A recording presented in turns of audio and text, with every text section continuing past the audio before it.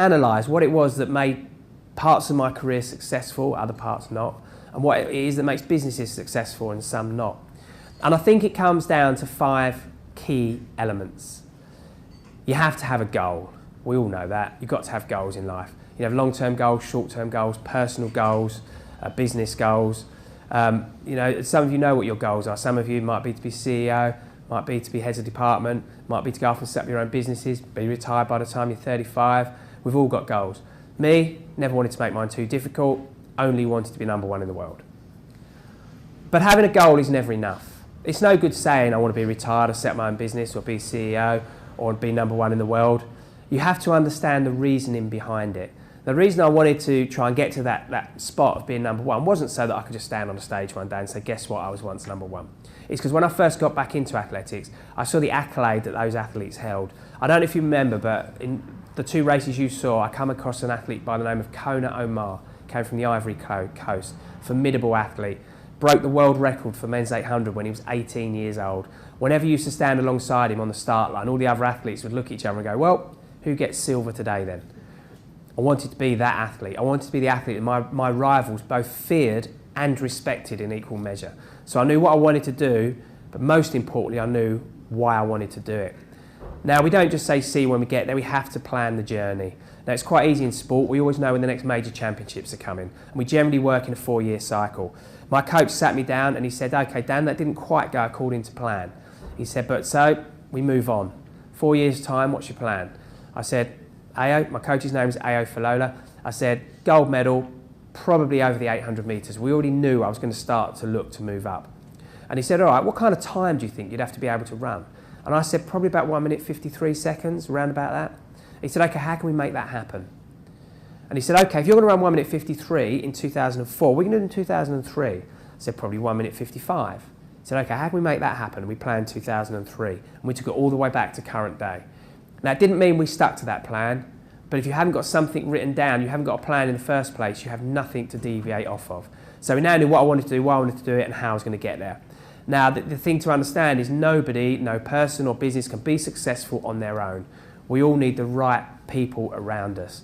In sport, we have so many influences. Nowadays, never more apparent than what we have now. We have strength coaches, conditioning coaches, fitness coaches, speed coaches. We have event managers, team managers, competition managers. We have physios, doctors, nurses, psychiatrists, psychologists. You name it, we have it. If we haven't got one, they'll get one in. We have all these massive influences. But then we have to have one key person, our coach, our boss, our line manager, call them what you will. This is the person that takes all those influences and turns them into one manageable program. Now, the thing about this person is you have to trust them implicitly, because in my coach's hands, he held my entire career. He told me when I wasn't training, when I wasn't, what sessions I was doing, even some of the race plans that I would use.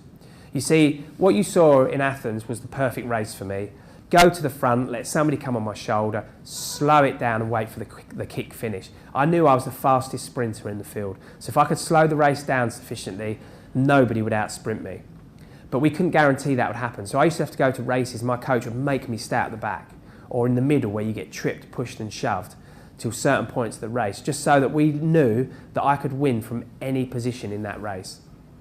But on the flip side, he had to trust me as well. He had to know that when I turned up for training, I was in the best physical and mental shape. He had to know that when he set training plans, race plans, I would stick to them. So that was my professional network. But we also need our support network as well.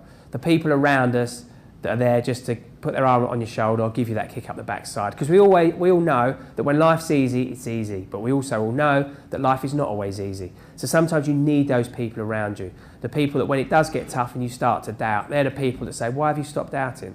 You believed once, why have you stopped believing now? So I had my support network around me. So I now knew what I wanted to do, why I wanted to do it, how I was going to get it, who was going to help me.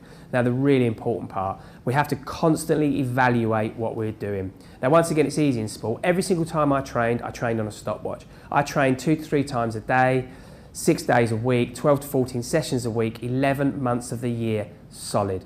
Every single time I trained, I tried to do it better than I did it the time before. We was always trying to find a 100th of a second somewhere, a little 1%. You see, when I sat down with my coach in 2000 and we talked about the 4-year plan, I had to find 4 seconds of time. Now 4 seconds isn't a lot to you, but to a middle distance runner over 800 metres, it's a lifetime. It's actually impossible. You can't get 4 seconds quicker. So if you're going to think like that, you might as well not start. We don't think like that. My coach said, it's not 4 seconds, Dan, it's 1 second a year. That doesn't sound too bad to you, does it? 1 second. But even 1 second to an athlete is a lifetime. So we go better than that. Half a second every 6 months. Starts to sound more manageable, doesn't it?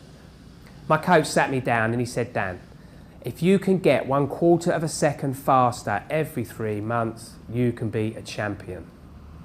How simple is that? Tiny, tiny little percentage gains every day in training, and I could be a champion. Now you imagine, if everybody in this room went back to work tomorrow or the day after and done their bit of the job 1% better, then everybody in your team or your office does their bit of the job 1% better. Then everybody in an organisation does their job 1% better. It doesn't take a genius to work it out, does it? How these tiny little percentage gains make such a huge, huge difference. So that's how we did it. We just chipped away at it. But of course, those are the 5 key elements to success. But you can't do that if you don't have the 6th one, the hidden one, the drive, the passion, the desire to keep going. Because once again, it's easy to do things when life's going well. But if life's not going well, it's a struggle. How do you get through that? It's simple. You don't just remind yourself of what the goal was, but you remind yourself of the important bit, why you was trying to achieve your goal. That's what gets you through the tougher times.